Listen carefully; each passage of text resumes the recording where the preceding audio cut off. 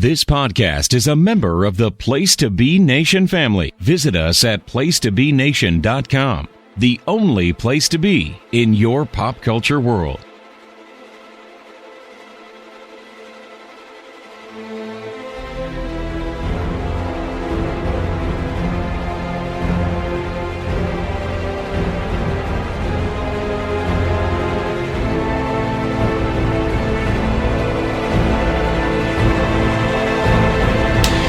Place to Be Nation, welcome to another edition of the Sellers Points podcast. I am, of course, your host, Russell Sellers, and with me, sniffing his way through yet another podcast, is my ginger bear co-host, Mr. Kelly Poole.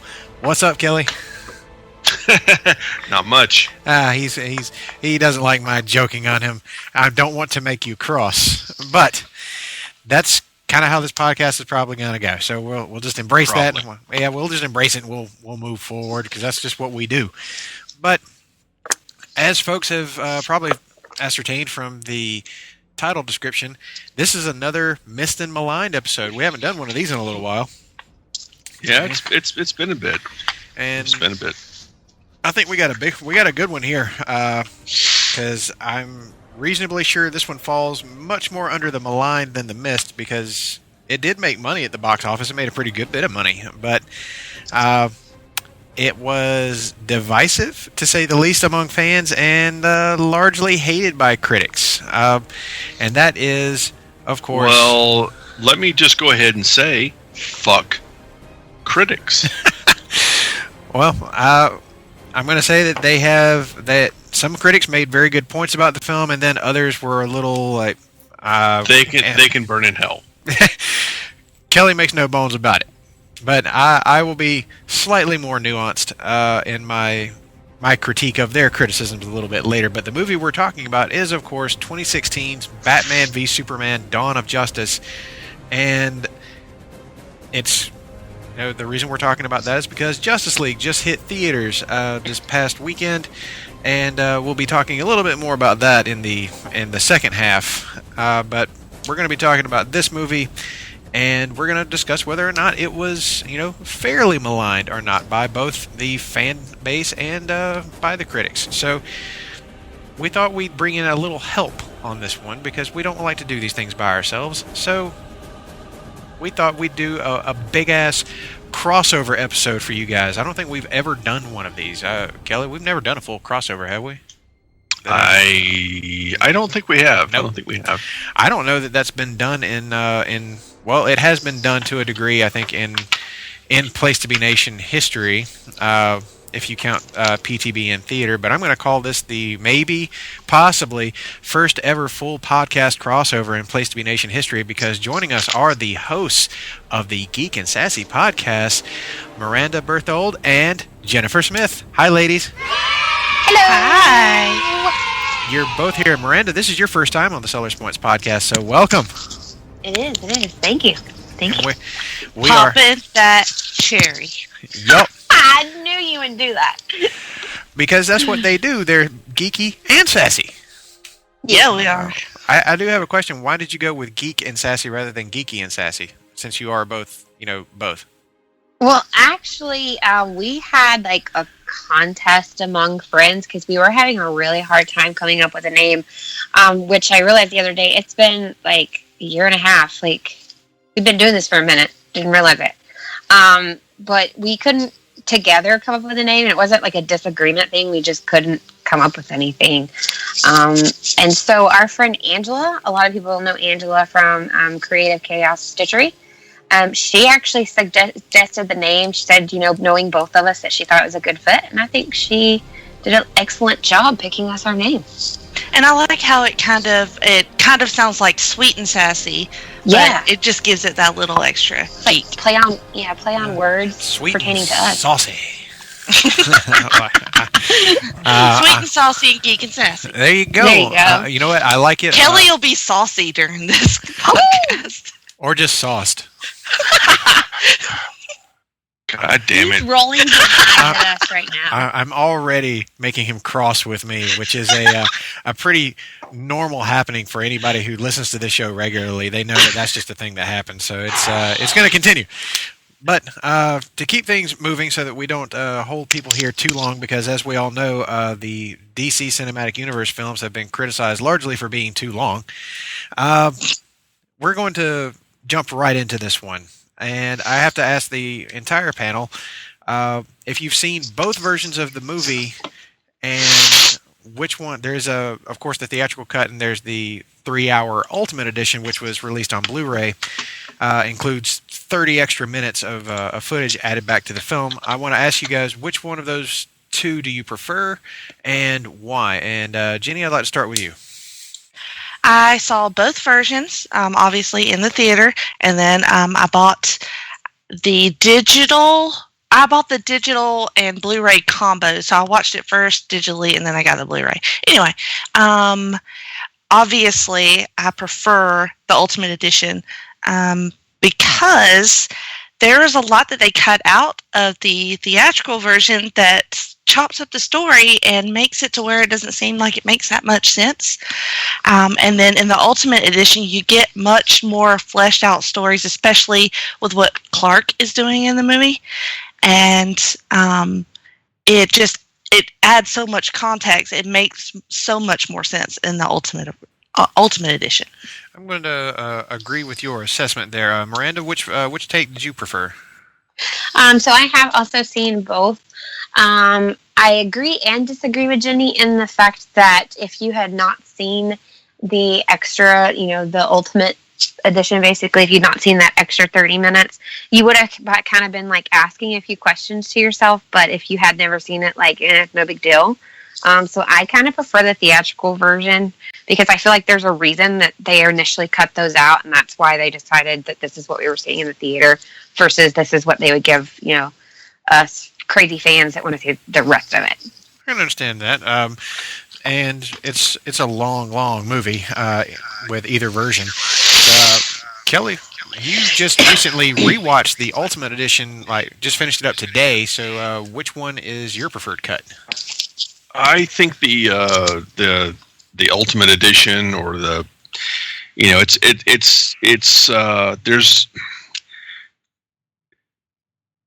it's better than the theatrical version. I mean, it doesn't make all the folks that hated the film. I mean, it's not going to make them like it, but no. But I think if you were lukewarm on the movie, or kind of leaning towards. Damn it! That was a loud one. I'm sorry. I tried to get my but it didn't work. That. No, I agree. It's the theatrical version is so, but the director's cut or the extended version, it helps fill in a few gaps that maybe folks that walked out of the theater going, "What?" It filled in some things, I think, and I'm not saying the film it makes the film 100% perfect, because it's not. No, it's not a perfect film, but it makes the film flow a little bit better, and that's just my opinion. Well, I agree with that very much so. It adds the connective tissue into the film that seemed to have been cut away to save space or save time so they could get a few more showings in theaters. But it was at the expense of the Clark and Lois story and some of the larger plot points that actually showed that Lex Luthor was not relying on luck to make his plan work. He was actually very meticulously planning it all out. And that's why I prefer the Ultimate Edition as well. So, with that though, what do you think? What do you guys think of the criticisms of this movie? To which there are many.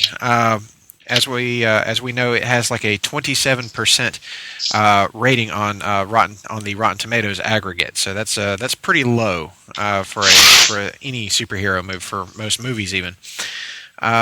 So is it too dark? Is the plot too convoluted? Was the movie too long? Did some of the character versions not work for you?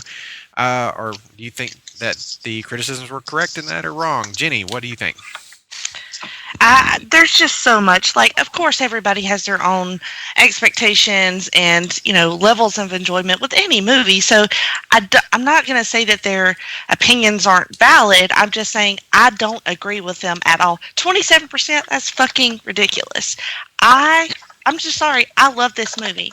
Maybe if you're going off the theatrical version, I could see it being lower. But and all of my comments will be about the Ultimate Edition. To me, that's the movie. That's the real movie. It is. And I'm not going to say I disagree with everything that they say, but largely they just overreacted. It's not too dark. It's not too convoluted. And it's not too long. Period. I can see exactly where you come from. Of course, there are criticisms that I agree with about the film. But Miranda, same questions. So I typically don't tend to agree with most of the critics' things that they have to say, to be honest. I didn't agree with all of them on this one either. I don't feel like it's too dark. I feel like it was what was needed. As far as too long, which version? Because 3 hours is a little bit long if you're watching the full version. Well, even the theatrical cut was over 2.5. Okay, yeah. So even for a theatrical cut, that is pretty long. But I want content. I don't want rushed content. So I guess if I have to sit there for 2.5 hours versus an hour and 45, I'm okay with that. So I don't think it was too long. Dark, I really don't know. I mean, if you want to talk about, there's other dark Batmans we can talk about being dark, and this is not one of them. I got you. Kelly, what were your thoughts on these different criticisms of the movie? I don't really watch or pay much attention to like the critics or Rotten Tomato because to put it bluntly, I really don't give a fuck what they think. I'm only concerned about what I think about a film, and so their thoughts, their opinions are null and void. Don't give a shit about them. When I walked out of the theater the first time seeing the film, I was excited about a lot of the things I saw, but I was also a little perplexed by some of the things that I didn't see and some of the things that didn't add up. It's like they wanted to try to do all of these things, and I could see what they were trying to do, but it was like, okay, you're trying to do too much. You should consolidate what you're trying to do for this film, and if there are other things you want to do, then put that into a next, the next film or some other project. But to me, Batman and Superman, the theatrical cut was like very thinly kind of spread out. And though there were a lot of things I thought were great, there were a lot of things that I really loved seeing. It just, to me, it was like spread too thin, and they were trying to do too many things at one time, which, I mean, that happens to a lot of films. This is not just a DC thing. And I mean, if you go back and you look at like Age of Ultron or Iron Man 2 or 3, I mean, yeah, these films did pretty good at the box office, but they're not the perfect films either. And that's where I get this kind of anger towards Marvel, where like, oh, Marvel does everything great. No, you don't. Yeah, there's some things that you've done good, but they're flaws in your movies. And if you're not willing to see them, then okay. But I think the theatrical cut of Batman and Superman was not the best. I mean, they should have done the director. They should have just, I don't know, put out a better version. Yeah, I think that there's a cut of the movie. Well, it may not exist, but watching Batman v Superman, I can see things that should have been cut from the film and things that definitely shouldn't have been cut from the film. And when you get the 3 hour theatrical or the 3 hour ultimate cut, you see everything. And when I go through that, I'm like, okay, there's things that I definitely want to keep, and there are things that I want to cut, and I could probably whittle that movie down to about maybe 2 hours and 20 minutes and make it into Really? Yeah, I think I could. Sorry. I think I could whittle that movie to 20 minutes, 2 hours and 20 minutes, and I don't know, and still make it work. But it would involve shortening up a few scenes and leaving in quite a bit of the stuff from the Ultimate Edition. But I'll get to that point. Actually, right now is a good segue into our next question about what didn't work for you in the movie. And for me, what didn't work were certain aspects of Jesse Eisenberg's Lex Luthor. I'm going to say specifically some of his weird quirks, like a certain Jolly Rancher scene, which just it's cherry. Yeah, I was like, what is happening right now? Like, why is he feeding this senator a Jolly Rancher? What is this meant to be? It bothered me a good bit. It means he's trying to prime the pump. That is the only logical explanation. With cherry Jolly Ranchers. He think he was planning to pop a certain senator's cherry. He did say it was cherry, so I mean, there's a whole under level there of you can look at it a lot of ways. Yeah, not that there's any problem, necessarily with portraying Lex Luthor in that way. I'm just saying. I think they should have cast Roy Moore in that process. Oh, sorry. Oh, there you go. Oh, Whoops. God. Whoops. Probably lost a lot of viewers there. Sorry, guys. Nah. No, it's just really an odd choice for the movie. And another choice that didn't set well with me is the way that Superman is portrayed when he's actually out being Superman. He always seems very grim, like weight of the world on his shoulders.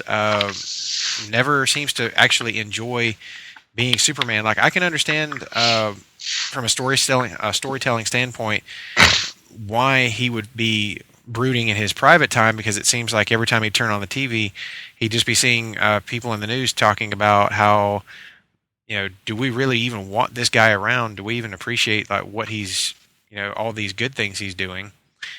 And we needed to see more of that.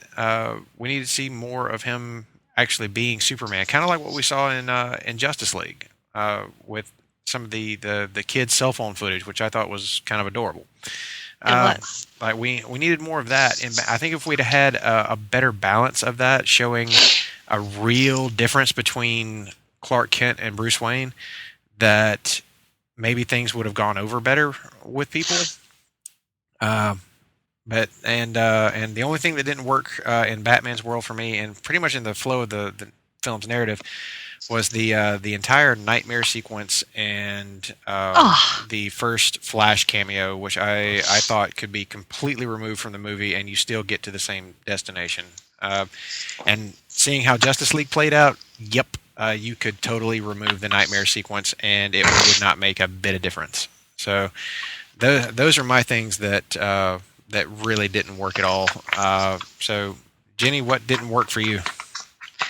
I gotta say, I love the nightmare sequence, but that's just me. I know I'm in a very, very small minority of people who actually like that.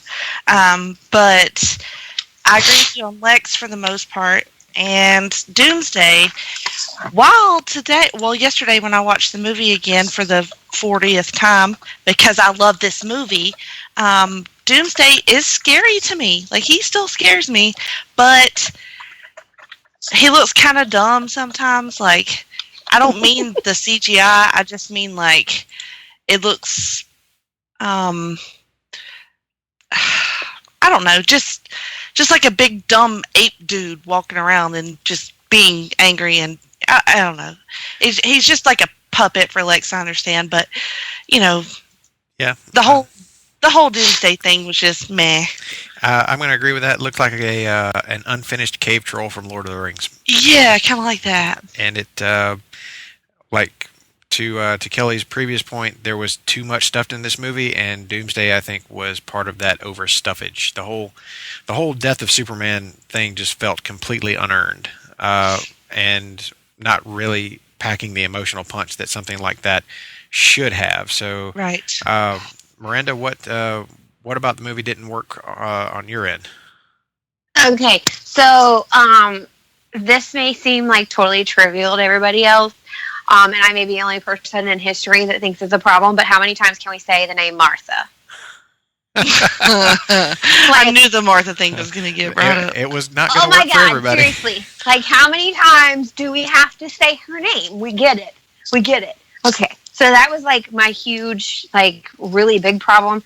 I wanted to like Lex Luthor. Like going into this, I was excited for Lex Luthor, and then watching it, I honestly felt he was very Jokerish.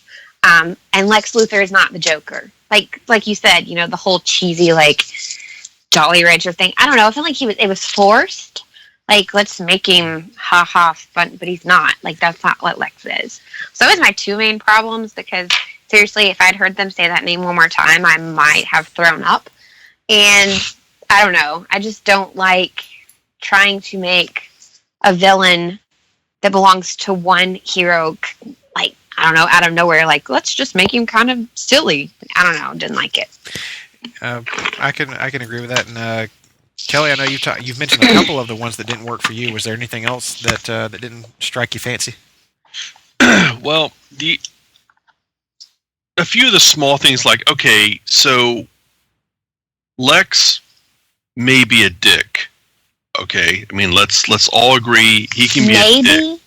He can be a dick. But you know, there are, like, if you look back, like, at the cartoon series where they introduced Mercy, I think she's the first time that they introduced Mercy as a character. Yeah. He basically gives her up to fucking die in the film. And I was like, that's bullshit.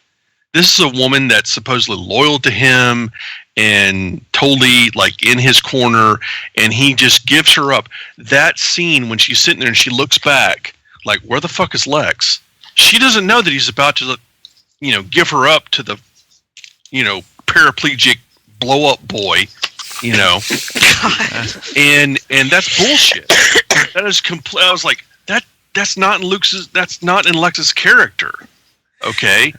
I mean, yeah, he's ruthless, but he's also kind of like, if you're loyal to him, there's a little leeway there. He's not going to fucking throw you out to and why would, I mean, leave her out there to fucking die? That doesn't make any sense to me. Yeah. So, I didn't necessarily agree with him killing Mercy, but the plot of him like planting a bomb in somebody's wheelchair like that, I could actually totally see Lex Luthor doing that. I could too, but it'd be like, okay, Mercy, look, you know what?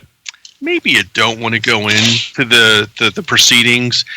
I tell you what, how about you go get me some donuts to that one place that's like 30 miles outside, you know, where we're at. Or a new bag of Cherry Jolly Ranchers.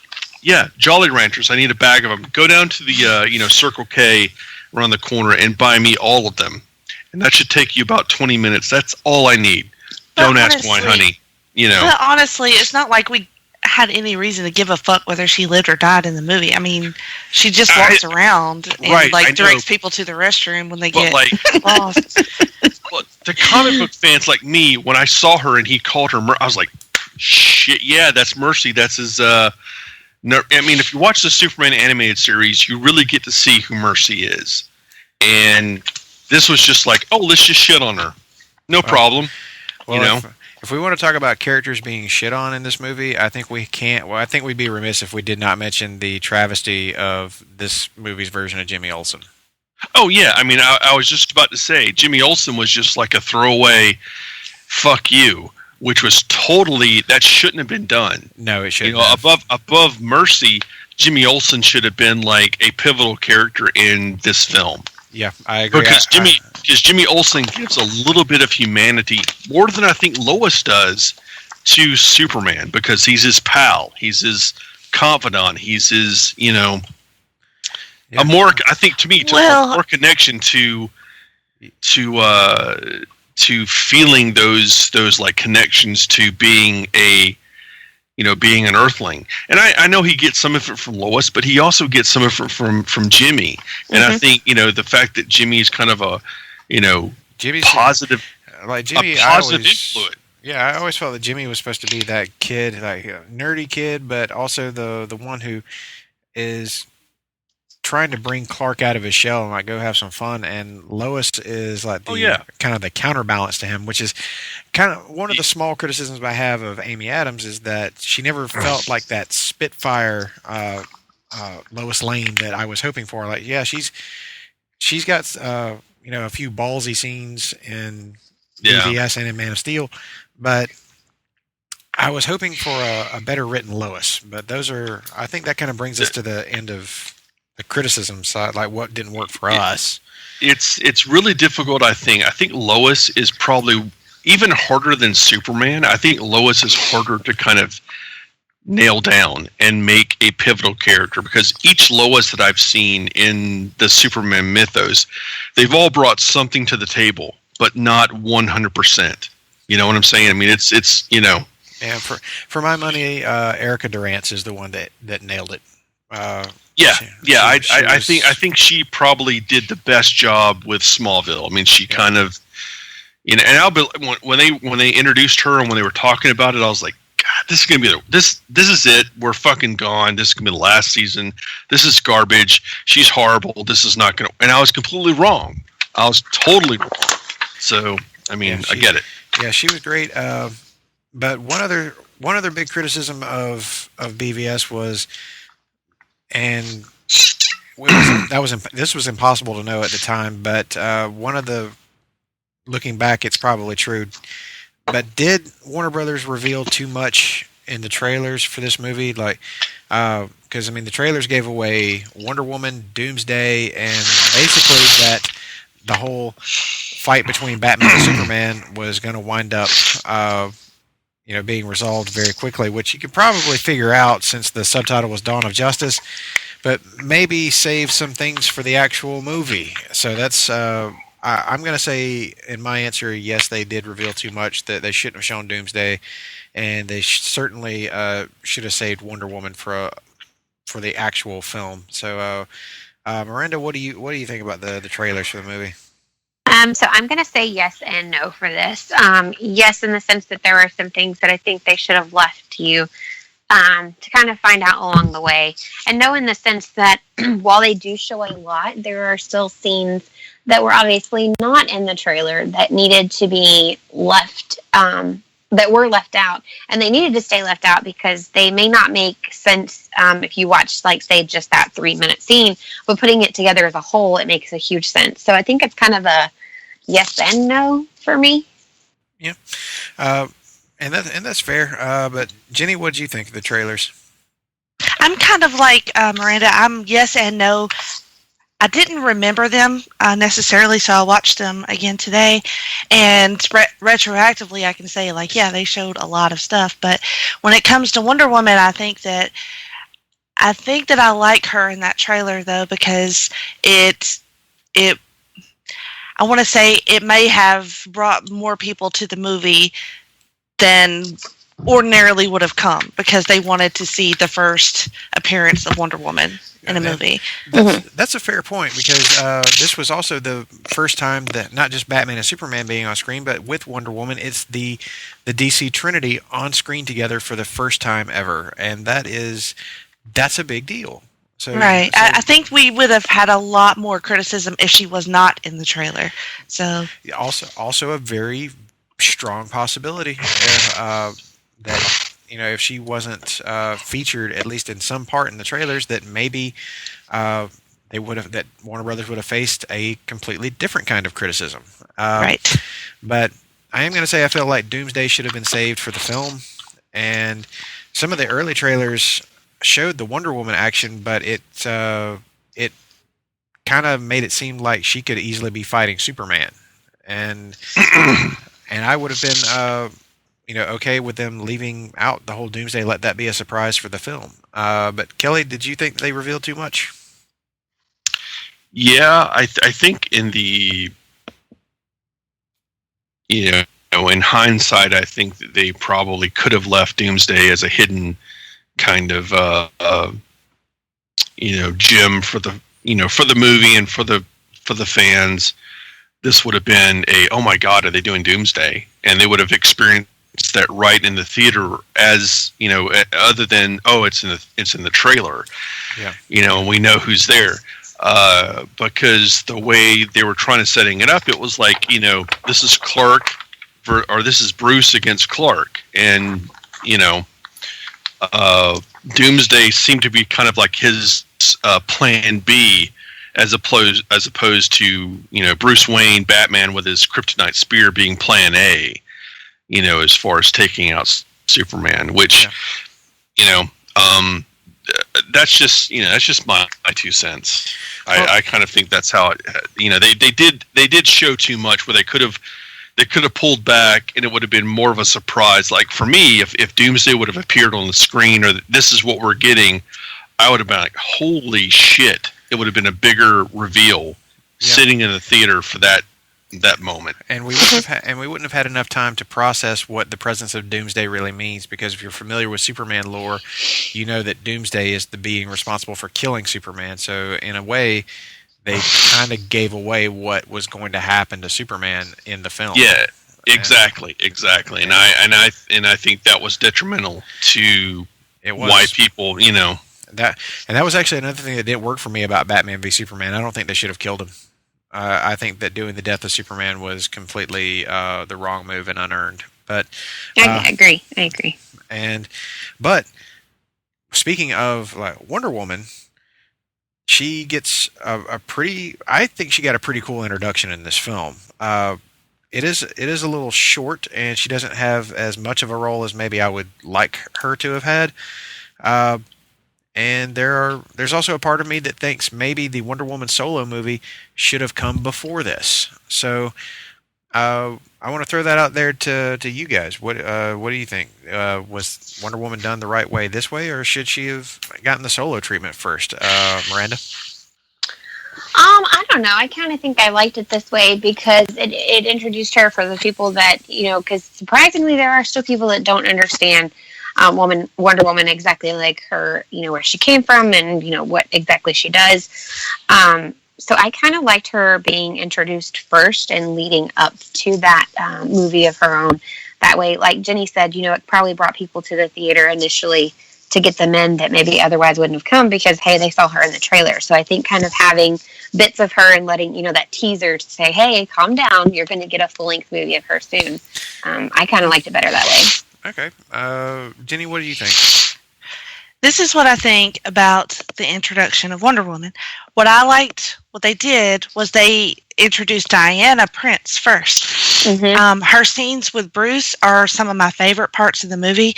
They have so much chemistry. Of course, she does with most people, but her little sly humor and her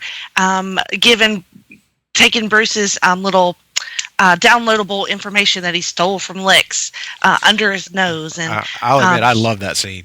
It's so wonderful. Even though, why would Lex have a huge server room across from the kitchens? And Strong point, Jenny.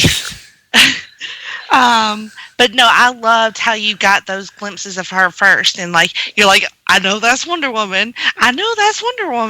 And then when she is Wonder Woman for the first time, that shit is epic. I'm sorry, best part of the movie.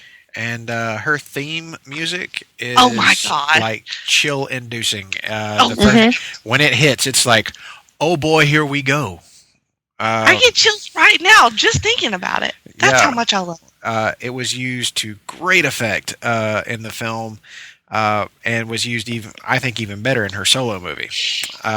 But to that, Kelly, what do you think about the way they introduced Wonder Woman?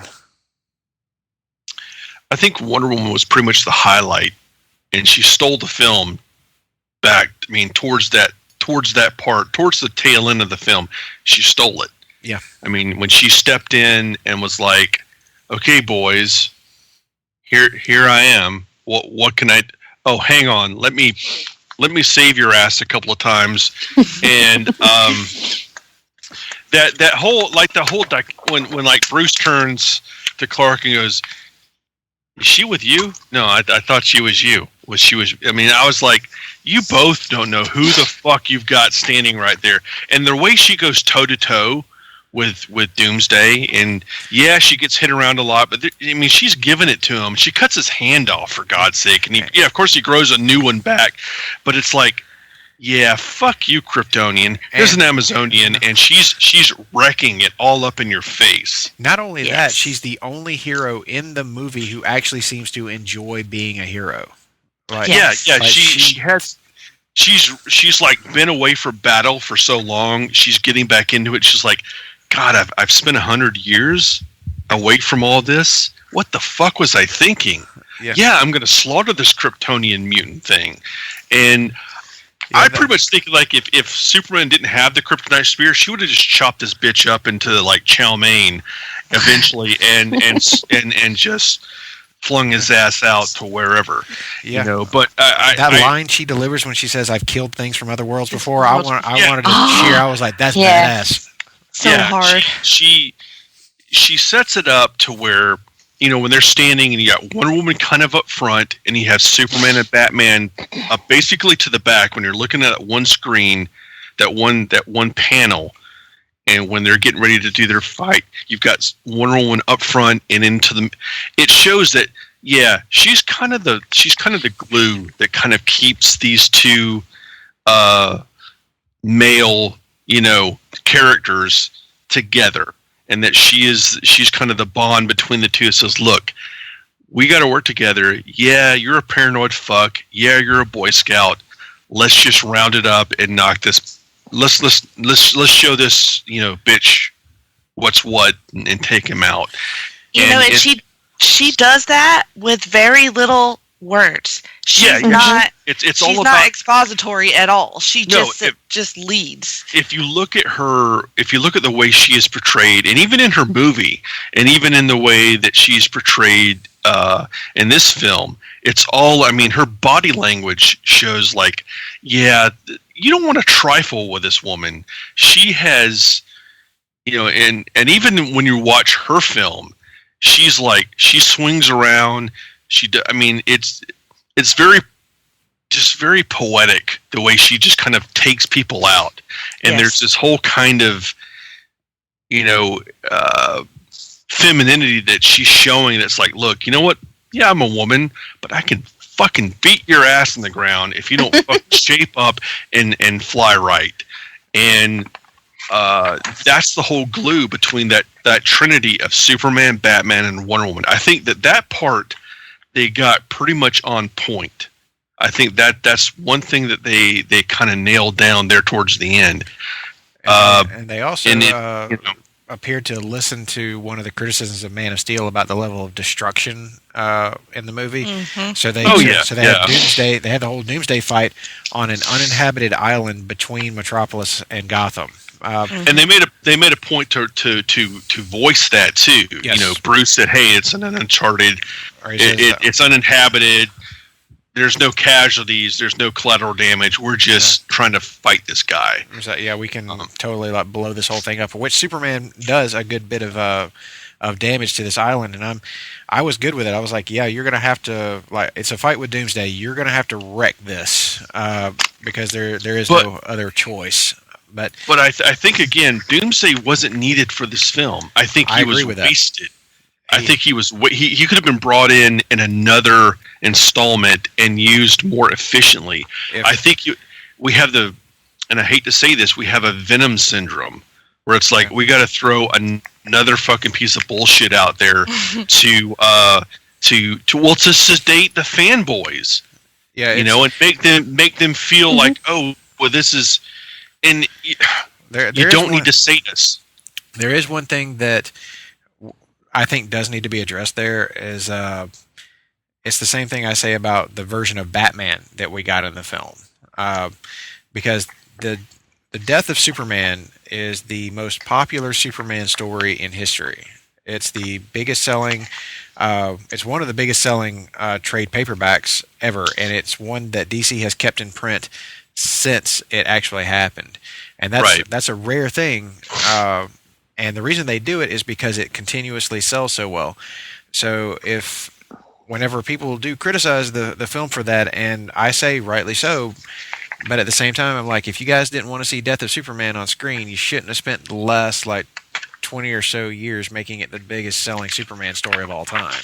And I say the same thing about the version of Batman we got in this movie, because as we know, this version of Batman is a killer and is based very much off of Frank Miller's Dark Knight Returns. In fact, that's kind of how the movie flows, is like an adaptation of that story in a lot of ways.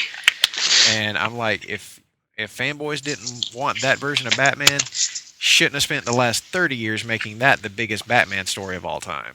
So that was Warner Brothers' clear thinking. But I will say that I do have a problem with Batman killing so many people in this movie.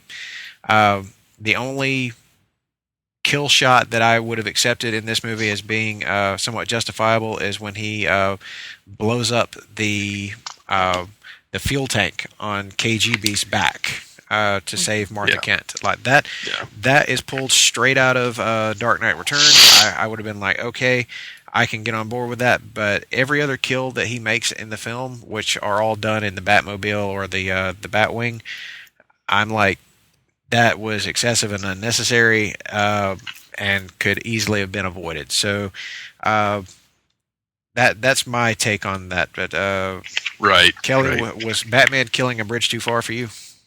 I think in a lot of ways, I totally agree with you that the Batman killing count was a little high. I think what they were trying to do with this film was to make Batman grittier. When they made the comment about, hey, you know what, it's not like we're fighting criminals that robotic penguins, and Alfred to me was kind of like that voice of reason. Of course, that was how he was written in this film. That he was a voice of reason and common sense. That Bruce, of course, fuck it, whatever. And played remarkably well by Jeremy Irons. Oh yeah. I mean, I think casting wise, he was perfect. And his lines and everything were on point. And I think we're looking at a Bruce Wayne that is broken. I mean, you cannot say that he's not. When he walks past and he looks at Robin's costume and he's got the spray paint on it, you can't. I think at that point we're supposed to realize that this is a broken Batman. This isn't a Batman that's like throwing batarangs and incapacitating criminals.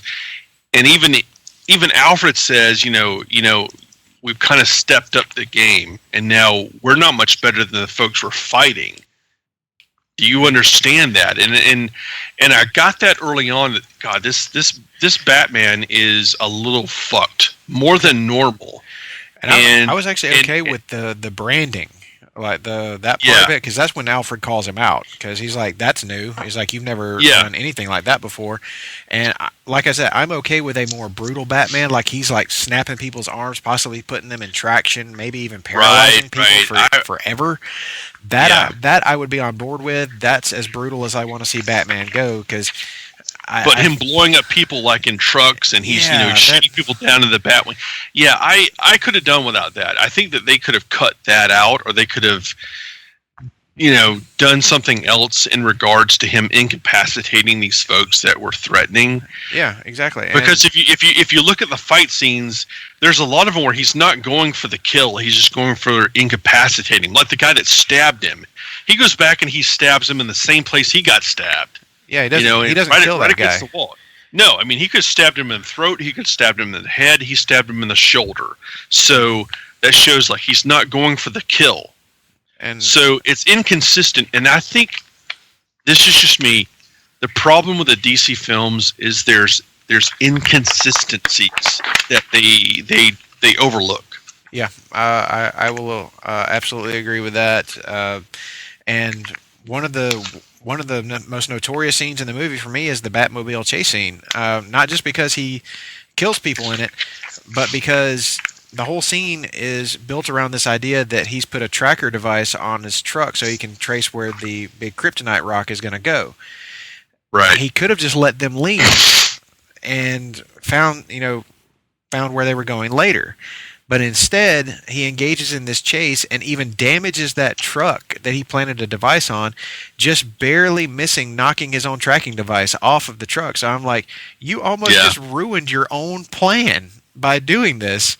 It made no sense. You could have just like done the stealth detective thing, and I feel like they still could have had a Superman confrontation in that, but skipped the entire Batmobile chase scene altogether. But that's just me. Now, Jenny, what did you think of a Batman who kills? Well, maybe it's the Gotham City in me, but I did not mind it one bit.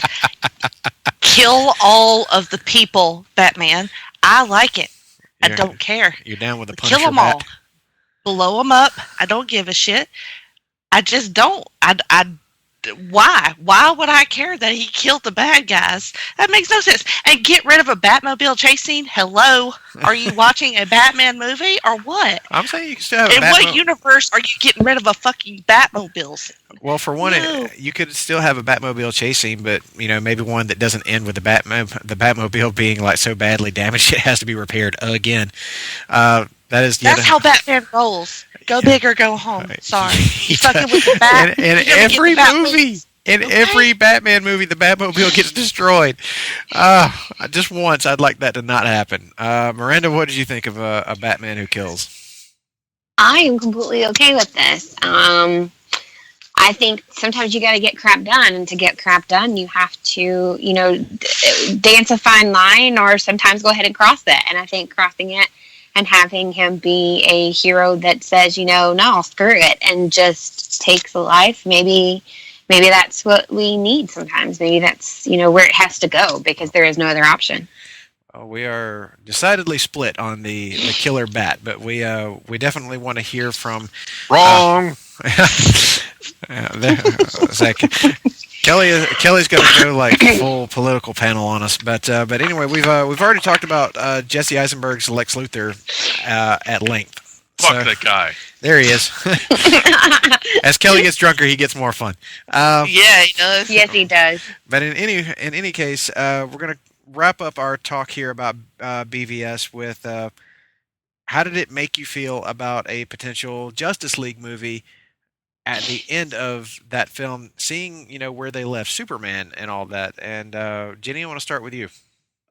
I was hyped for it. Of course, I wanted to see how Bruce and Diana were going to get the team together. I wanted to see how they brought Superman back, because obviously they had to. I wanted to see who the villain was going to be. Yeah. I was all about it. Miranda, what were your thoughts on the upcoming Justice League after BVS? Well, in a lot of ways, I agree with Jenny completely, because I didn't want Superman to die, but because he did, I knew that there was no way that he was staying dead. I knew that had to be something that they addressed. And obviously, in the sense of Justice League, I wondered, because of how well they introduced, like Jenny said, not only Wonder Woman, but Diana as a separate person, because even though they're the same person, they are separate people, so to speak. So I loved how well they introduced her. So I was hoping, after seeing that that movie in general, that they would do the same justice in introducing the people that are in the Justice League, making sure that they were given just as great intros as she was. Sure. And Kelly, what was your hype level for Justice League after BVS? It was okay. I mean, I like I said, I think Batman versus Superman was a good idea, and I think that they hit a lot of the marks, but they also missed quite a bit. And I think at the end of the day, I was looking forward to the next installment of which was Wonder Woman, which completely blew me away. And I think I mean, even if you look at the box office take and you look, I mean, Wonder Woman, I think, is, of course, the top DC film that they've done and the top superhero film that's ever been done. I mean, it's brought in so much money. But I think Batman versus Superman is inherently flawed. Yeah. I see what they wanted to do, and I see, as a comic book fan, I can look and see what they, were trying to do. When you're, and so we give it a little bit of a leeway. But folks that go in, like, when I was walking out of, Justice League this past weekend, there was a couple ahead of me, and she was like, "Who is that bald-headed guy at the end of the film?" And I wanted to backhand her. Spoiler. I was like, "Are you effing kidding me?" And then I thought, "Oh wait, you don't read comics, so you're a commoner."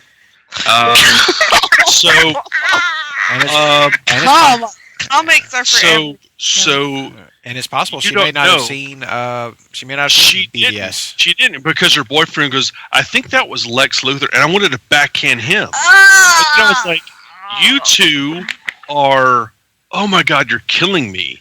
You two don't know anything about comics. Why the fuck would you come to see this film? Not only that, they weren't paying attention to the little bit just before that scene. Whenever the guard actually says Luthor, he's calling him by name. It's telling you who it is. I completely when these two were ahead of me. I just completely was like, are you fucking kidding me? Both of you, fucking go read a fucking comic. Justice League, for one thing, just or at least read go watch BVS so that you will understand. I was really angered by that, but they made him cross. But overall, Kelly is very cross. I think the fact that Batman Superman was such a high anticipated film, and it came in with mixed reviews, and the director's cut finally came out, and when you watched it, you kind of got to see where, things kind of fit a little bit better. It's better, overall. So, I mean, I would say that my own hype level was pretty high for Justice League because I actually really enjoyed BVS upon the initial watch. Over time, my opinion of BVS has gone down quite a bit, but the Ultimate Edition is still the only one that I think anybody should ever watch. It is the actual complete version of the film as it should have been presented in the first place. But that's neither here nor there now. We've put that behind us.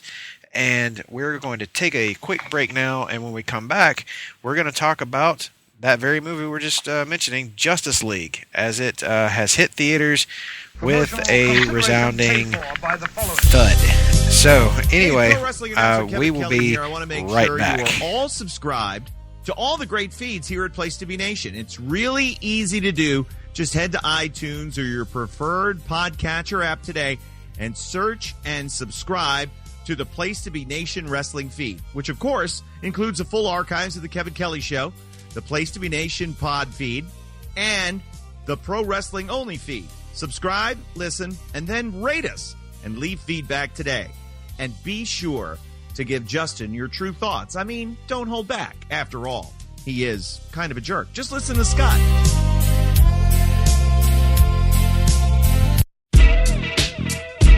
Place to Be Nation's JT Rosero and Chad Campbell here. We want to let you know that we have a ton of great podcasts available to you on iTunes, Stitcher, Google Play, and PlayStation.com, and we offer those to you on 3 great feeds. On the Place to Be Nation wrestling feed, we bring you the Mothership, the original Place to Be podcast, as well as Main Event, Lucha Afterground, and our monthly pay-per-view reaction shows, as well as the Our Vantage Point podcast and Jeff Learns Wrestling. In addition to these full-length shows, we also deliver quick-hit pod blasts on topics old and new. Over on the Pro Wrestling Only feed, we dive deep inside the wrestling business with a stacked army of experts leading the way.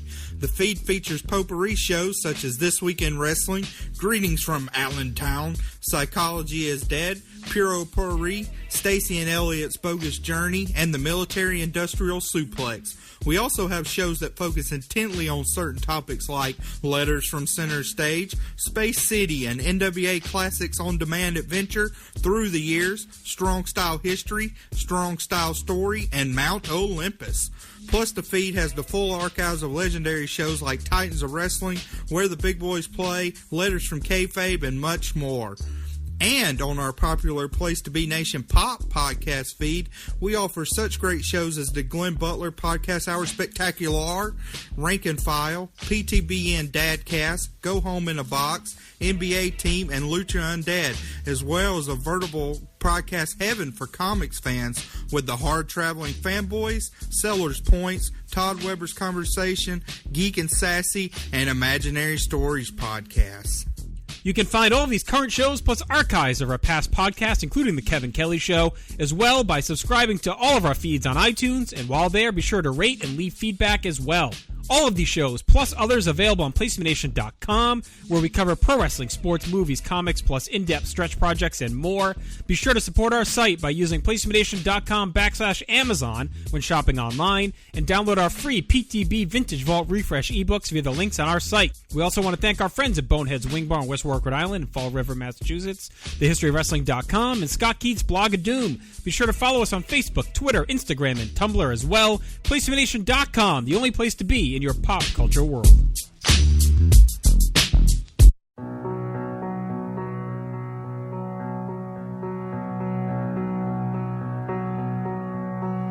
Everybody knows that the dice are loaded.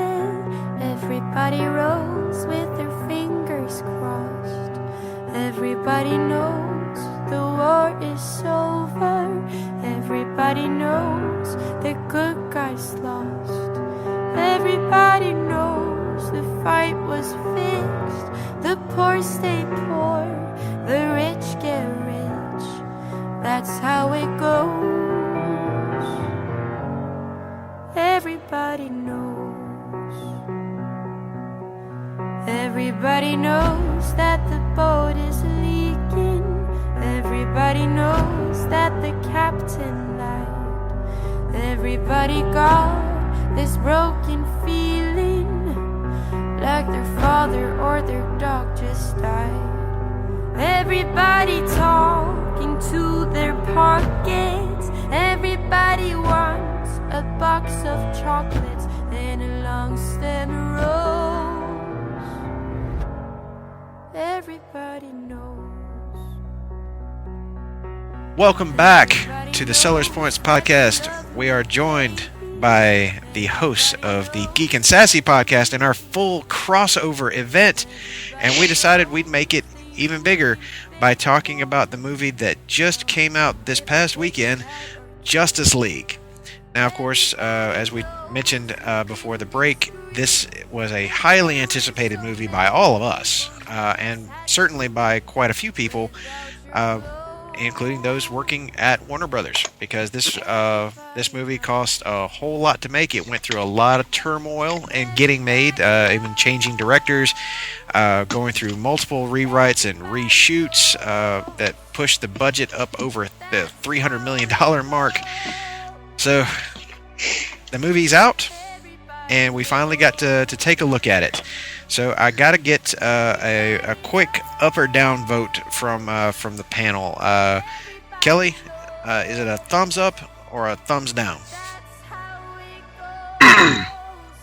This may be the very first time in recorded history where I have no opinion.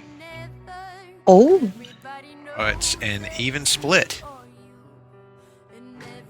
Couldn't tell us a thumbs up or a thumbs down. I have no opinion about this His film. thumb is sideways. It is. No. Literally, my thumb has not even poked up. Well, you can't get it up, Kelly. That's not the question. Oh God. You know what? Naughty. You're being naughty. That is so naughty. Well, That is so Jennifer. It's so Jennifer. It could be worse, Kelly. At least your thumb's not up your ass. Who said that's worse? I don't know, but anyway, go ahead. But anyway, you said that stay neutral, okay, and I can kind of understand where you're coming from there. I think I get that.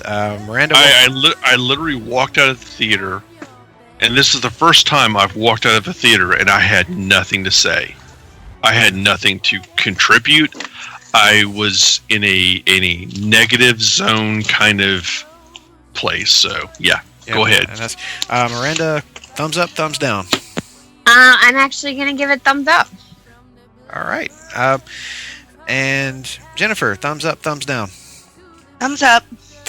I am going to give it a modest thumbs up. It's a tepid thumbs up. No deep explanation there. Just I liked the movie. I certainly didn't hate the film, but I feel a sense of disappointment because I didn't walk out of that movie feeling like I had just, as a DC hardcore fan, I didn't feel like it hit the note. I didn't feel like it hit where it should have. And that's a real problem, and I think that translated out pretty terribly for Warner Brothers and for the film overall this past weekend. But before we get to that, there were some things that really stood out in this movie that definitely worked for me, particularly in the characters. And I was kind of surprised at who my favorite character of this film wound up being. But before we get to me, Jennifer, who was your favorite character in this movie and why? Okay, I was also very surprised at my favorite character in this movie because y'all are going to expect me to say Wonder Woman, right? Well, yeah, I would. But it was Superman. Hey! Superman stole the damn movie for me. I never saw that coming, had no freaking clue that was going to happen for me, but it totally did. Everything Superman worked for me in the movie. Well, that begs the next important question then. Have you abandoned Team Batman and gone to Team S? No, I can never do that because Bruce is my heart and my soul, but I don't know. He phoned it in a little bit in this movie, especially towards the end, but it was just something about Superman in this movie just totally worked for me. Yeah, it wouldn't have anything to do with his ripped center section, I don't think, but sure doesn't hurt. I don't know what you're talking about, but penis. Did I miss that part? Did I miss the penis? Because I didn't see that, but Bruce is ripped too, but I don't know. He was awesome. Henry Cavill, even with Jason Momoa running around with his shirt off. Everybody's on the Momoa train, and I'm just a little bit yeah, okay. Oh, damn. Hot take. Yeah. I'm nothing bad about the guy at all. I enjoyed him a lot in the movie, but he wasn't really my bag, baby. Well, all right then. All right. Miranda, who was your favorite character in Justice League? So I think mine is also going to surprise everybody because I think knowing how I feel about Henry as Superman, and then you guys know, I was really excited about Jason Momoa. I think you guys are both going to expect me to say either one of them, and believe it or not, it is not. Mine is Ezra Miller's take on the Flash. Actually, I really adore him. I adore him so much. I love him. When he's getting in the car. I think Nick Duke just destroyed his phone. Sorry. Nick Duke just threw his phone under his car and ran it over. Well, Nick Duke can get over himself, but seriously, when he's following Bruce into the car and he's eating this giant pizza and he's talking 90 miles a minute, I was like, hey, it's my kid as a superhero. This is great. I love him. He was great. I'm going to admit something that even though I'm not as high on Ezra Miller's Flash, I did not dislike him nearly as much as I expected to, and I even found him befuddlingly charming. Befuddling charming. I like that. At times, that was unexpected for me. I'm still Grant Gustin is Flash in my mind and always will be. He is Barry Allen. This kid, while not bad, the shifty eyes thing, and I felt like his humor didn't necessarily work at all times, but still, I can see why people dig him. I can understand where they're coming from. So, Kelly, those scenes with his dad, those were some hard ass hitting scenes. Yeah, I agree with that. His dad was also Dr. Manhattan. Yes, I know, right? I did not even know that he was going to be in that role. Yeah, I was shocked. Billy Crudup played Henry Allen, and I thought he did a pretty good job. I thought there was a good set of foundation there for a future Flash film if that actually happens. Now, Kelly, who was your favorite character in Justice League and why? I guess since Jennifer and Miranda didn't go there, I'm going to go there because Jason Momoa, I want to have his babies.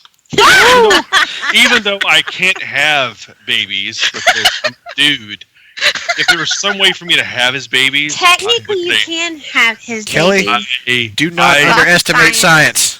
Do not underestimate science. I love Jason Momoa. This guy is you learn Aquaman. nothing? And his film, whenever Aquaman comes out, if he plays half of what he played in Justice League, I'm all good. Because this is every scene he was in, he just chewed it up and shit it out, and it was fucking goldfish. It was fucking goldfish, and I loved it. Because this guy, to me, he was the saving grace of the film. Next to Wonder Woman, who basically I think filled kind of that gap. I still don't know how I feel about this film, but I'm sure like goddamn Aquaman fucking brung it. And even when Bruce was like, "You can talk to fish, right?" It's a fucking current, dude. I don't know what fuck you and your fucking riches and your Batmobile. You fucking dress as a bat. Good for you. Whatever. And when they brought in Mira, that little scene was like, you know what? Mira needs more. In Aquaman, the film, they best damn have Mira in there because she's a fucking goddess in her own right. You got nothing to worry about there, buddy. Mira is like the co-lead of the Aquaman film. Well, she better damn sure be because, to me, Jason Momoa he was a perfect fit for Aquaman. Those who think Aquaman's a fuck jerk off, he talks to fish, he rides, fuck you, this guy can fucking bring it. And he did in the film while they gave it to him. When the scenes that he was in, he brought it 100%. And I feel the same way about Cyborg. And I didn't I was very concerned about Cyborg's look. Even though I wasn't 100% on with the CGI, I thought what they did was still solid. It was kind of like watching an episode of like Arrow or Flash, the CGI. That's the thing I think Warner Brothers needs to step up. Find out who the fuck is doing Marvel CGI shit, and get them on board or get someone equivalent. And we'll get to that in a second, but I do want to say that my favorite character of the film was actually Cyborg. Really? I'm shocked by that as you are. Russell, I get it because next to Aquaman, Cyborg would have been my second lead up. Yeah, Ray Fisher surprised the hell out of me. He brought a level of heart and surprisingly gravitas to the character of Cyborg that I wasn't expecting. He made me genuinely care about this character and about what happened to him. I was all in. I was like totally, to use the movie's tagline, all in on Cyborg. And Aquaman was running a pretty close second. But I'm kind of with Jenny as well. Once Superman was on screen, I was like, my Superman is here. And this is just rocking it for me. And who doesn't love Gal as Wonder Woman? She again and the surprising weak link of the movie for me is Batman. Right? She brought everything to that film. I mean, Gal is like, I've watched interviews with her just so I can hear her voice because her voice is enchanting. She is soothing, isn't it?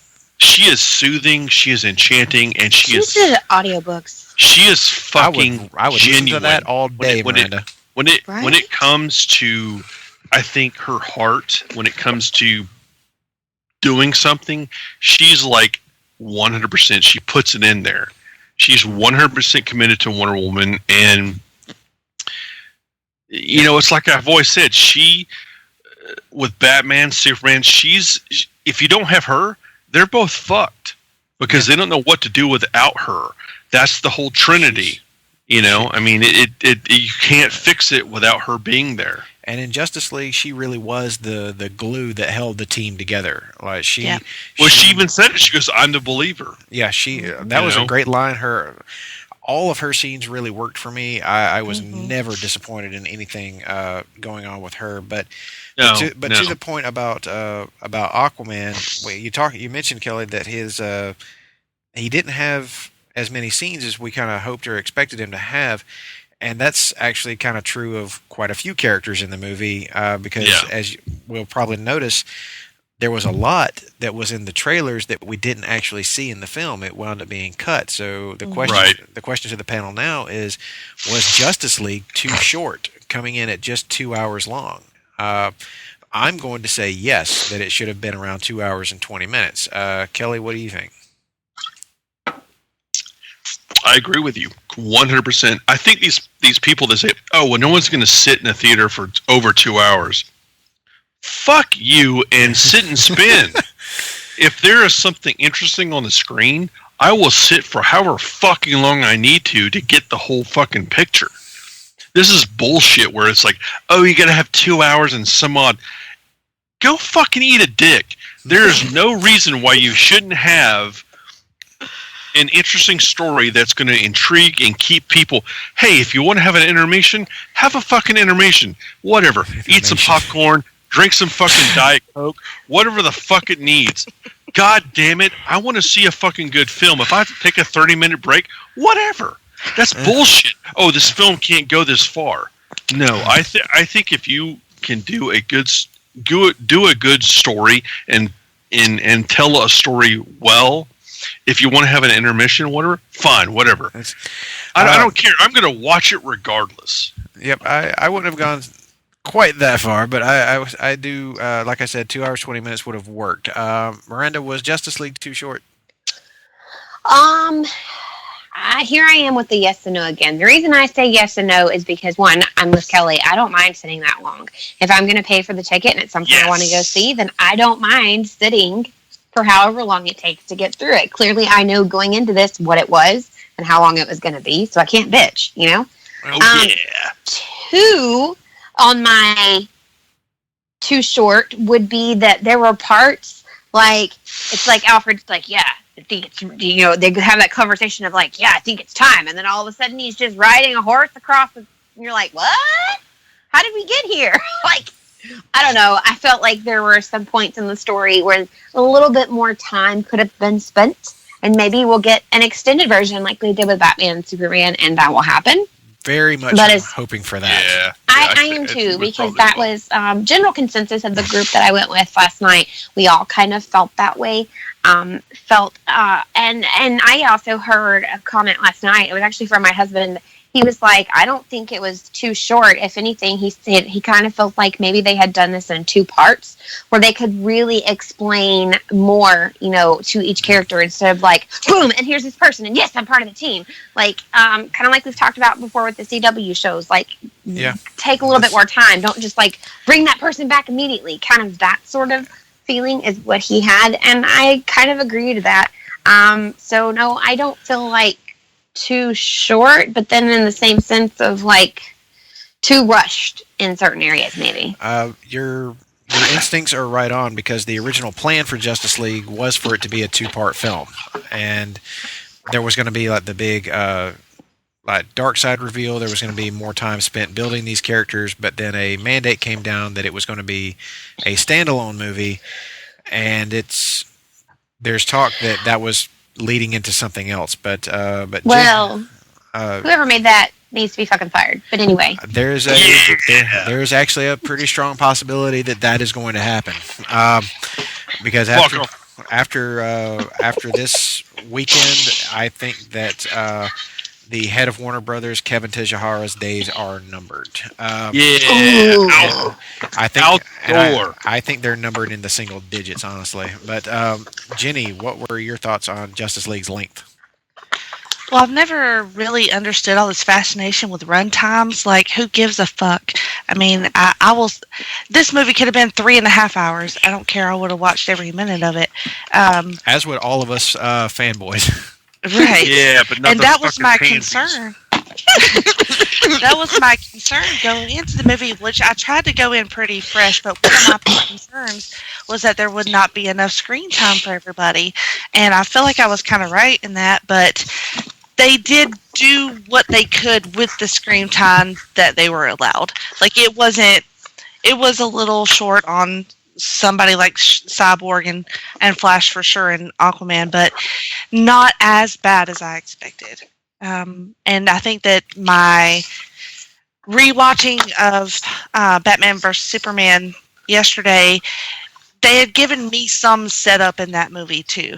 So they kind of cheated a little bit by giving you a little glimpse of those characters in that movie. But yeah, definitely too short. I would watch a whole nother hour. All right. Now, we've already heard from Kelly on this one, so Jenny, I want to start right back with you. This movie did have some CGI issues. Did any of that really bother you at all? I tried not to let it bother me. I watched this movie in a theater that had Dolby Cinema, which I don't know what that means, but it had a huge ass screen, like huger than I'm like used to, and so I felt like it looked a lot better. Like it had amazing picture quality in the theater that I was at. So I wonder if that maybe has something to do with how I felt about the CGI. I think Steppenwolf should have been like a dude, but he was all CGI. Yes, very agreed. Why could there not be a dude in a costume? Like, why? Because they're fucking cheap. I don't understand. They couldn't have been saving money in any way. No, it actually costs more to make him a mocap character than it would have cost to put a dude in a costume. They could have done a combination of both, like they did with Ares and Wonder Woman. Because that would have been. Because that had it both ways. And also, I totally forgot. No joke. I totally forgot about the Henry Cavill mustache thing. And I didn't even notice it. Like, it was after, when you guys were talking about it, I was like, oh, yeah, that was a thing.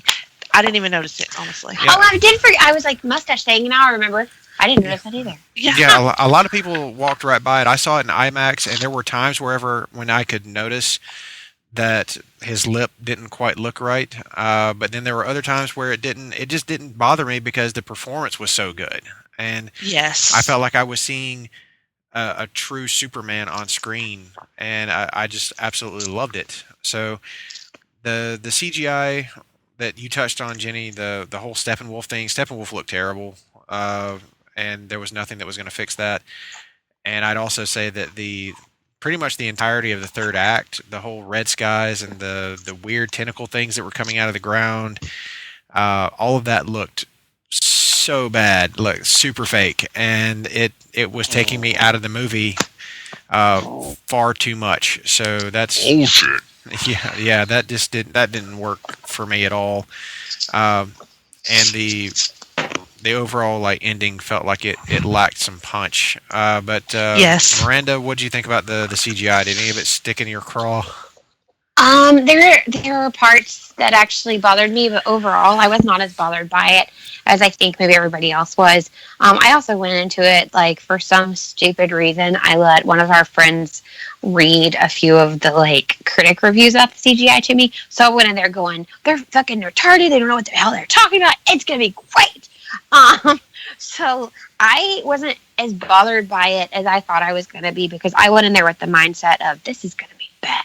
It's not good CGI. Nobody is saying it's good CGI. It's not going to be good. And then I was actually, for myself, pleasantly surprised.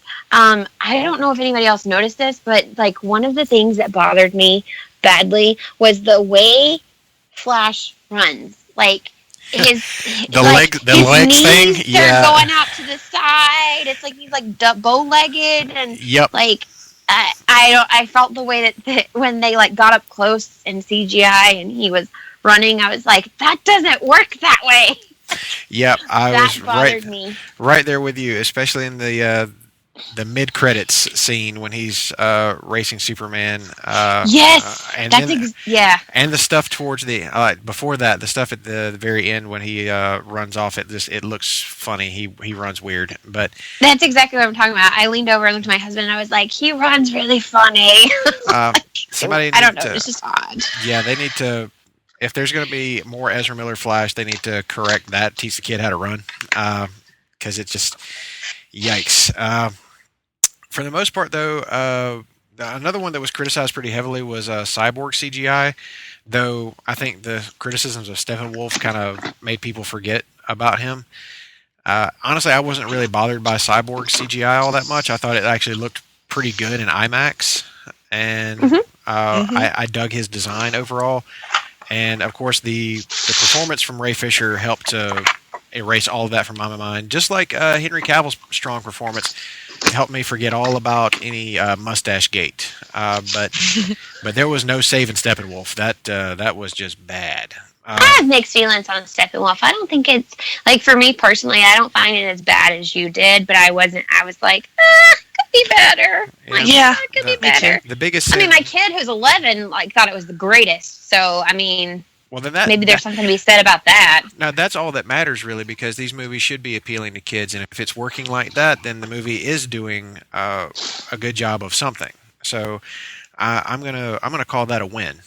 And there's one other thing that did stick out to people about this movie is that, tonally speaking, it is very different from Man of Steel and certainly from BVS, because of course one of the biggest criticisms of both those movies is that they were humorless, very dour, and often, and I hate this term so much, joyless. Now, yeah, I hate that term, but that's been a critical favorite term used not just in criticizing DC movies, but criticizing a lot of movies. It's an odd term, but in any case, Justice League I don't think is going to be accused of such, and hasn't been. So even to a kind of an extreme degree at times for me, it felt like they were trying a little too hard with the humor, and I'll admit, while some of it was good, some of it was not. Some of the jokes did not land, and it felt like they were just trying too hard for me. And in particular, most of that falls on Ezra Miller's Flash. There were times when the joke was just not timed well, didn't work, and it didn't fly for me. And I do think that this was a bit of an overcorrection because of the criticism that they got about Batman v Superman. So, Jenny, what did you think? Did it go a little too far at times for you? I don't think so. I like Ezra's humor. I mean, I laughed. I'm not talking about belly laughs or whatever, but it's a funny little ha-ha, like, a simple joke. It's not like the dude's trying to like do stand-up in the middle of the fucking movie. It's just little quips and Bruce does the same thing. To me, there was a lighter tone, but it didn't feel crazy. It wasn't like that big of a deal as far as it had the Joss effect. You know what I'm saying? Like, you could tell it had there's the Zack Snyder and then there's the Joss, and that you could tell the difference, but it's not, it worked for me. It didn't bother me. None of it bothered me. Okay. Kelly, what do you think about the humor? Was it too much? Was it just right, or was it not enough? I think that it was kind of spot on. I mean, overall, the film had its own problems, but I think overall they were trying to kind of hit those marks, and I give them credit for trying to hit it. They didn't always hit it, but they were trying to kind of hit, like I said, those marks. I think the problem with DC is they're trying too hard to be like Marvel, and I think they just need to find their own path and not worry what Marvel's doing, but just do their own stories. But see, that would be so much easier if everybody did not compare the fucking two nonstop. Well, that's because you've got these Marvel fanboys who like to go in and fucking shit over everything that DC's trying to do and compare it, and it's not the same thing. It's not. It's apples and oranges. Exactly. DC is a lot. DC stories are a lot darker than Marvel. And Marvel has this whole kind of family, not family, but this kind of friendly, kind of open art of humor that people kind of tend to connect to. And I think your real DC fans can kind of understand where I'm coming from. It's like DC's a different animal, and you can't make the same kind of formula. And DC needs to quit trying to worry about what Marvel's doing and just do their own damn thing. And regardless of what the critics think or whatever, fuck them. Just do what you want to do, and your DC fans are going to commit, and they're going to be there, and they're going to watch your films, and they're going to appreciate them for the fact that you're keeping true to the source material, and not the fact that you're trying to emulate what Marvel's doing. Because look, as much as Marvel thinks that they've got it on top, their films are all flawed, and I've enjoyed them for what they are, but they've got their own flaws to them. They're not 100% completely just off the mark. And Sure. Marvel fans have a tendency to think, "Oh, look at what we're doing." Well, yeah, you know what? Fuck you. You're not doing 100% completely perfect material. It's frustrating for us DC fans to not get a film universe that is as beloved or well received by the general audiences, and DC does have their own thing. I agree with Kelly that they do need to find their own voice and do their own thing, and but the number one thing is to stop being in such a hurry. Like like Marvel's got several years on you. Like Iron Man came out in 2008, Man of Steel didn't come out till 2013, so you're looking at like a 7-year gap between the two universes starting. There's no playing catch up. You were beaten to the punch. So at that point, you should just say, all right, it's not a race. It's not a race. You should just do your universe your way, and have a clear vision. And I think that's been one of the DC film's biggest problems, is that there hasn't been a clear vision. There hasn't been an agreed upon vision for these films, and they've kind of been at war with each other over what to do next. And I think that with Justice League, the audience finally let them know that, because the chickens have come home to roost as far as the box office tape. But we'll get to that in a minute. I got to get Miranda's opinion on. Let me say this real quick. I don't think that they needed to have any mid, the whole thing that Marvel started was like having these mid kind of, little promos and in-game kind of, into the movie kind of. They didn't need to follow that program. They didn't I don't need to sit there 30 minutes after the film's over to see some 15-second prologue to some bullshit. I expect that from Marvel, but I don't need to have it from DC. Do you get where I'm coming from? I mean, they don't need to follow that formula.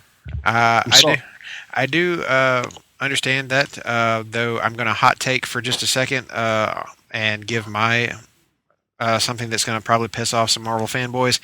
The mid and post-credit scenes in Justice League were better than any mid or post-credit scene I saw from Marvel films this year. You know what? I'll agree with you on that, because they put they put some heart into what they were doing. It wasn't just some kind of throwaway kind of BS. They put some real thought into it, like with Flash and Superman. When I saw that, I was like, "Are you fucking kidding? Are they doing this?" I turned to Blake and was like, "Do you get what this is very? Oh my god! Yeah, I'm getting verklempt here. I'm Kelly has the vapors. I have the vapors, and this is getting an emotional response out of me, which rarely happens in these kind of films. Yeah. So, I thought you were neutral about this film.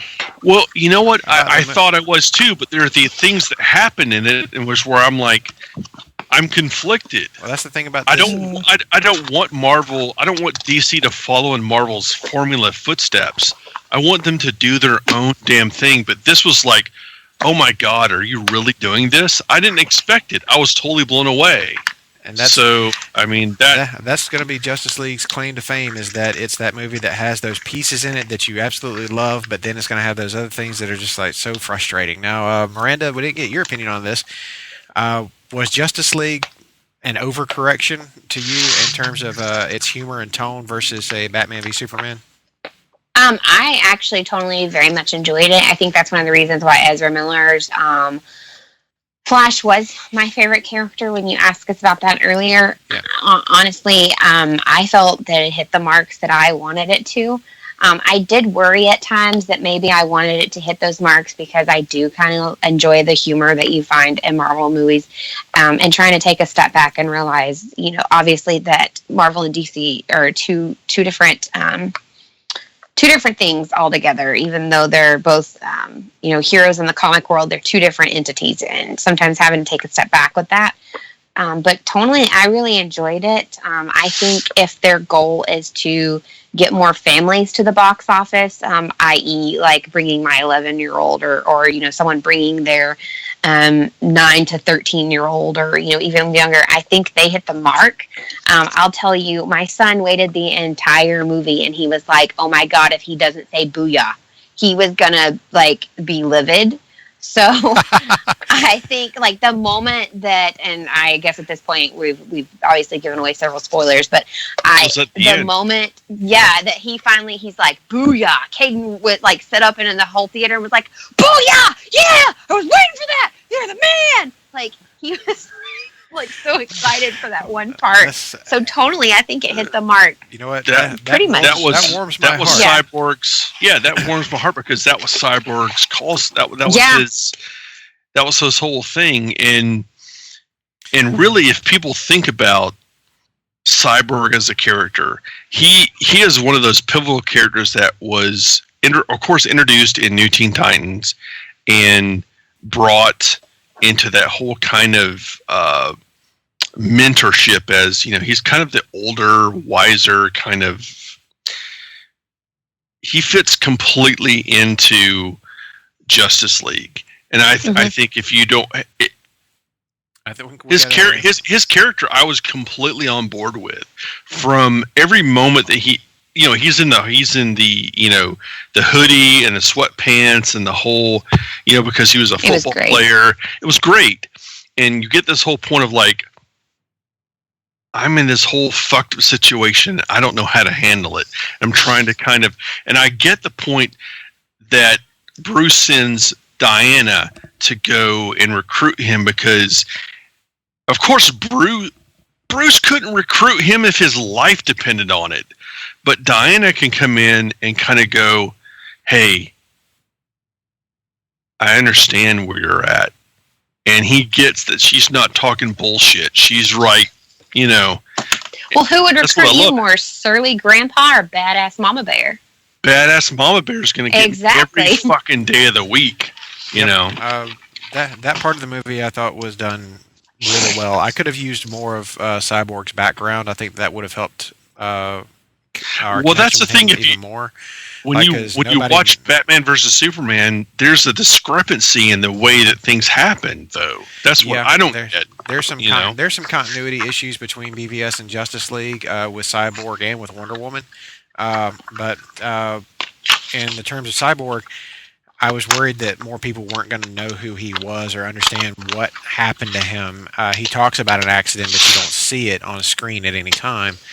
So Well, there's even a joke made about it, so were the accidents. Yeah, they make the joke about it, but we should have seen it.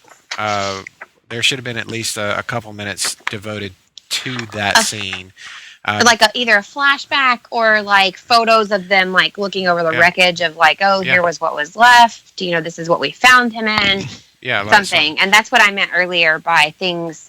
There were parts that were rushed. Yeah, there were parts that needed more time and deserved more time. And the thing is, those scenes were actually filmed. They were just cut from the movie, and so we're hoping that that'll be in the extended cut. But we are going to have to wrap this one up.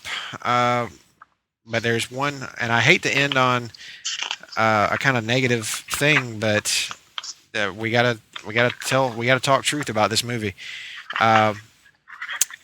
Justice League, as we said at the beginning, or at the beginning of the top of the half, that it cost over $300 million to make, but its opening box office weekend was under $94 million. And that's a disaster. There is no way to spend this. This is a disaster. That is not what they needed to hear. And it's going to struggle to break even when it comes to its world, even with its worldwide box office take. It's going to struggle. And the industry analysis right now, even by Warner Brothers, is that they're going to take a hit. They're going to lose money on Justice League, which is something that has not happened before in their DC films. And it's doubly so a disaster because it's happening to Justice League. If this had happened to like Man of Steel or even BVS or Suicide Squad, hell, even to Wonder Woman, it would have felt more survivable because those movies didn't cost quite as much to make. But this should have been an event. This should have been the biggest event in DC film history, and it landed with a thud. While the reviews for it are better than they were for BVS, it's only marginally so. It's not. They weren't very good. The audience clearly didn't come out to support it because the interest wasn't there. The interest of us was there because we're comic book fans. We're like hardcore fans. Of course we're going to go see it. But general audiences that these movies do depend on to make their money didn't show up for this. And I kind of feel like something that Nick Duke actually mentioned on Hard Child and Fanboys is probably correct, in that the general audience felt burned by BVS and by Suicide Squad, and then whenever they saw this movie that looked a lot and was advertised as a follow-up to Batman v Superman, they weren't feeling it. The trailers weren't that good. The marketing didn't do its job. But then the word of mouth about the movie is that it's just okay, and that's not what you need. That is an unmitigated disaster. And now I think, just looking at all of this, their path forward is one that I think a lot of people are not going to want to hear. But there's not going to be another Justice League movie with this cast. We all knew that Ben Affleck was probably done as Batman. I think that's certain now. I don't think there's any question. And I'm not mad at him for leaving. I think he's actually making the best decision. There will be a Wonder Woman sequel. We know that because that's a license to print money.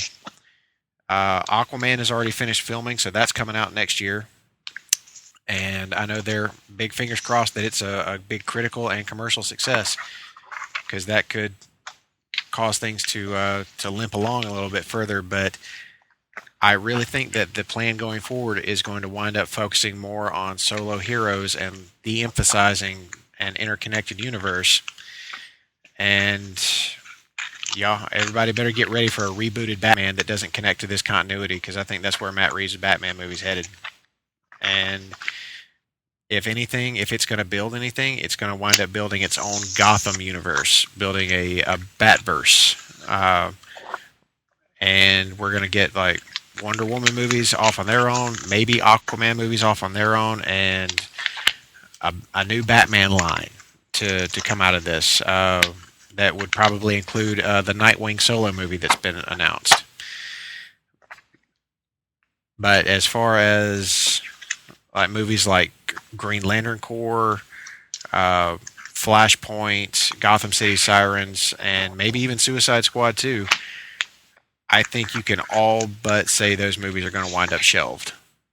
And that Aquaman and Wonder Woman 2 are going to have to make, and Shazam, because Shazam is still going forward. Those movies are going to have to make bank. They're going to have to be critical hits.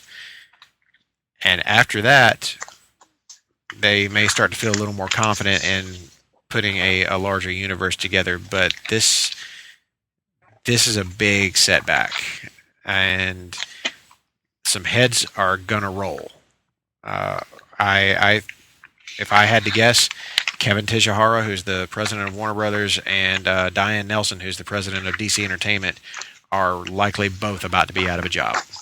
And I really hope that that ball doesn't roll too far, because if it takes Jeff Johns out of this, then I'm really not going to be hopeful for the future of DC movies at all. So that's where I see it headed. But to put a silver lining on all this, with Zack and Deborah Snyder likely not having anything to do with DC films going forward, I'm going to say that there's a strong possibility that Patty Jenkins and James Wan wind up becoming the new architects alongside Jeff Johns. And if that's the case, we could be seeing something very positive come out of this.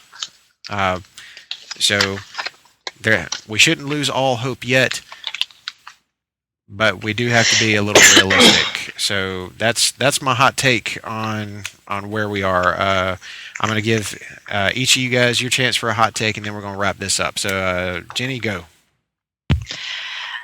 I don't know how hot the take is, but it's a mixed bag between very depressing, because for the most part, Suicide Squad being the only exception, I enjoy this cinematic universe. I've enjoyed these movies, and it breaks my heart that they're going to be possibly doing something different going forward. It's frustrating because, like, we've had all this time invested in this, and you've done all this work for nothing, it kind of feels like. But at the same time, that's fine. I'm always in for Batman, so we can do that. We can have a Batverse. We can have a Nightwing movie and whatever they want to do there. That I'm not against the standalone character movies either. I hate to see all this work and all this love and all this, I don't want to say momentum, but it's been a huge deal to have these movies be a thing, and then to have them just be so disappointing. And for some people, not for me personally, but for some people. And if they want to, I'm like, whatever with who's in charge, that's fine, I guess. Of course, I believe in Jeff Johns, so let's keep him around.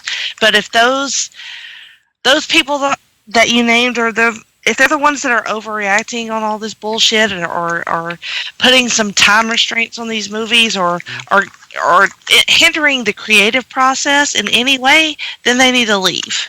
Because let's put it in the hands of the people that are the creators. And let them do what they do best. And they can take Charles Roven with them, because he's the guy that's produced a lot of these movies. I think his time is done. Kevin Tijihara actually mandated the 2-hour runtime himself, so he definitely needs to go, in my mind. And like I said, I think his days are numbered. But Miranda, your thoughts on this being potentially the end of the DC Films universe as we know it? Well, I think, honestly, maybe we're jumping the gun a little bit too much with this, because I understand the financials of it. I get the breakdown, and I get that it should have done a lot more in that initial first weekend. But I think we have to take a step back and maybe look at some key factors that might play into that I know a lot of people are going to be like, oh, well, that shouldn't matter because it should be, like you said, a big event. But I think those are still key factors to look at nonetheless. One, the time of year in which they put it out. So anytime you're putting out a movie of any kind this close to a holiday, that can either make or break things. For Thanksgiving, a lot of people travel. So obviously with it coming out literally the weekend before Thanksgiving, I feel like that may have had something to do with it. I also think the expectations, or like Jenny said, the lack of expectations because of other movies that we have had, the Batman vs. Superman, Suicide Squad, maybe those played into a key factor. I think maybe the more people that go and let others know, I actually really enjoyed this. I think you should give it a chance. I think you should give it its fair shot, would be very beneficial.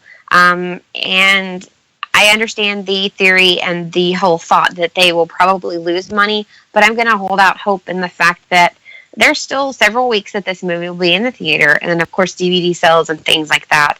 I think maybe it could do better. You just got to give it time, and we just have to remind people to stop maybe relying on everything that critics say and reserve judgment and make their own judgment about things, and actually go see it. And I think another thing that really hurts us now in this day and age, because I have a lot of friends that do this, and it's not right, but they do, in the day of streaming and jailbroken sticks and all of the different things. There are so many people that have watched this movie but have never left their home to watch it. That doesn't get counted in views and money because there's no money being exchanged. And in this day and age, I think that really, really hurts box office numbers. I'll agree with that. People stop stealing movies. It hurts everybody. So, Kelly, you're going to get the final word here. We're going to wrap this one up very quickly. Do you see the path forward for DC Films? Should they go solo films and not worry about this team up business, considering the financial hit they're about to take? I think that solo films like with Aquaman coming out, and I think that they're a good ploy. I think that their group films, like with Justice League, their first outing was shaky. I think that if they sat back and they looked at it from, maybe with a perspective of like, okay, what did we do? What's not missing? What's missing? I think we could probably see a Justice League 2 come up and be a better film. I think the problem is that DC or Warner Brothers is too concerned with what Marvel's doing, and they need to just shit on that and say, fuck them. Whatever they're doing, we don't care. We're going to do our own films our own way, and our fans will find it and anticipate it and enjoy it for what it is.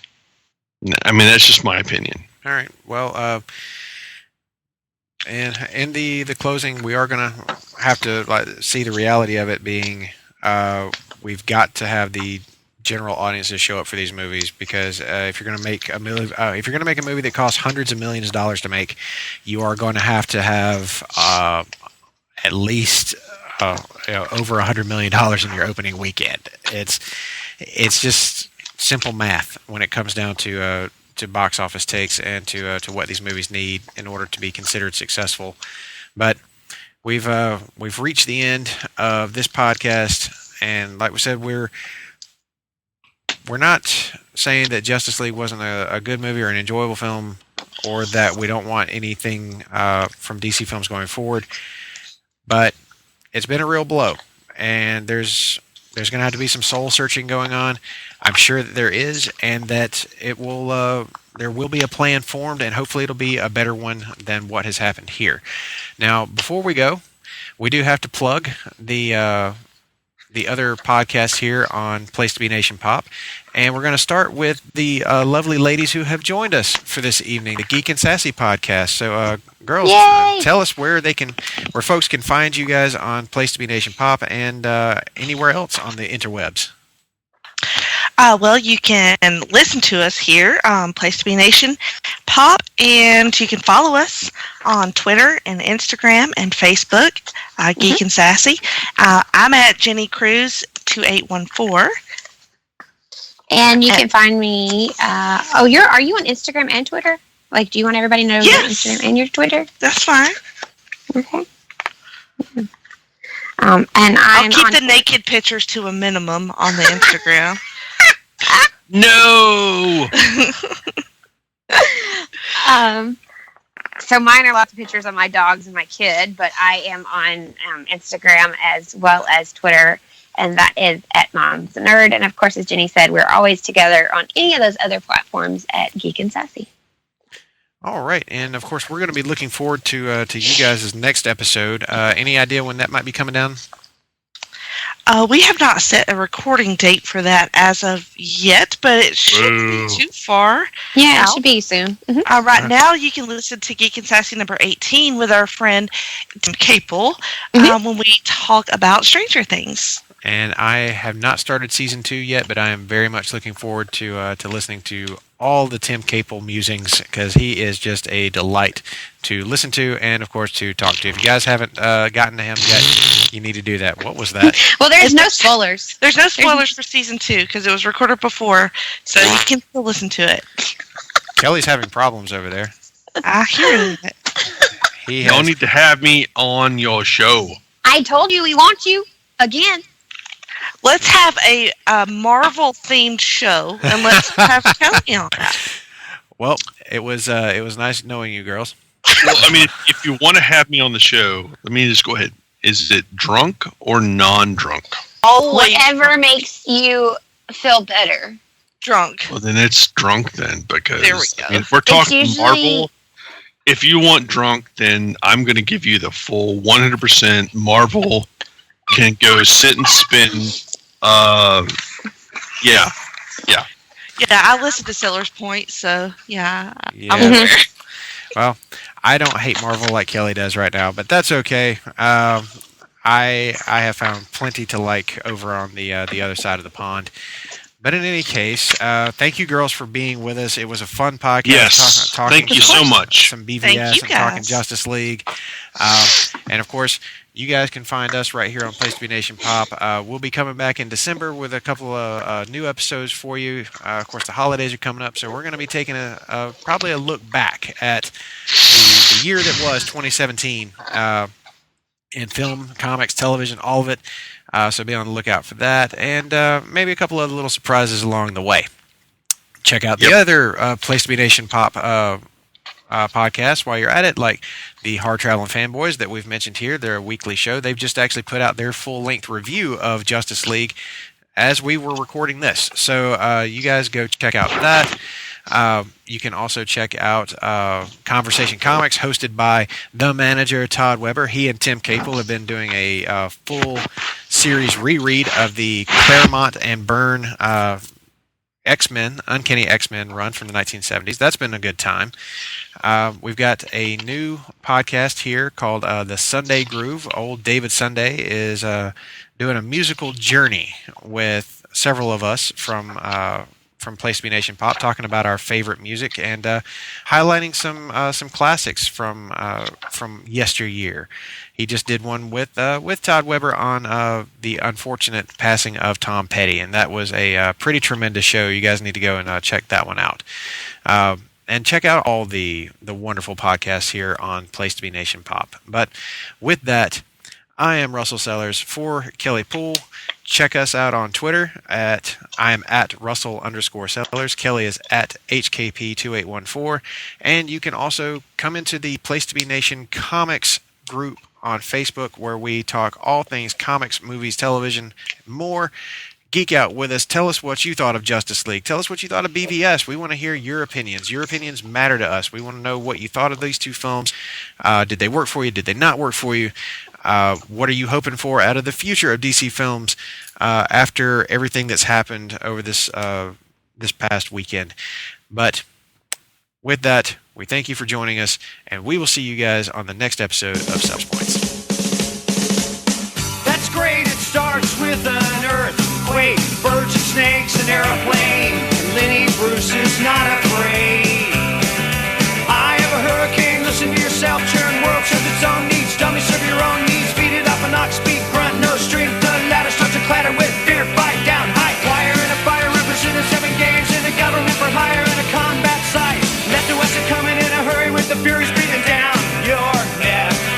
Team my team reporters babble Trump, tether crop. Look at that, no plane. Fine, then, overflow. Population common food, but it'll do. Save yourself, serve yourself. World serves its own needs. Listen to your heart bleed. Dummy with the rapture and the reverend and the right.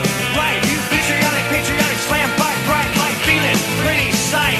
It's the end of the world as we know it. It's the end of the world as we know it. It's the end of the world as we know it. And I feel fine. 6 o'clock TV hour, don't get caught in foreign tower. Slash and burn, return, listen to yourself churn. Locking in, uniform and book, burning blood, letting every motive escalate. Automotive, incinerate, light a candle, light a motor, step down, step down.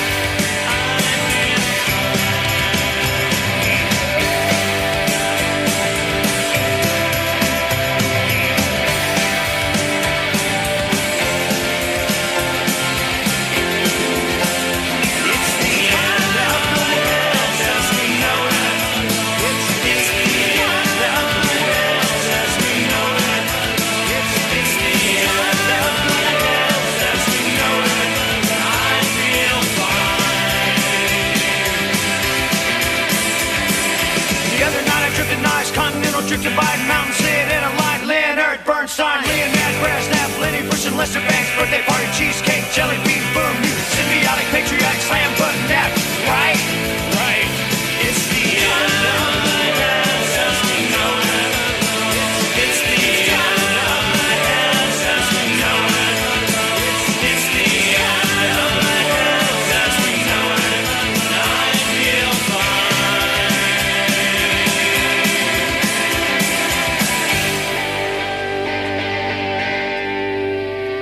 It's the end of the world as we know it.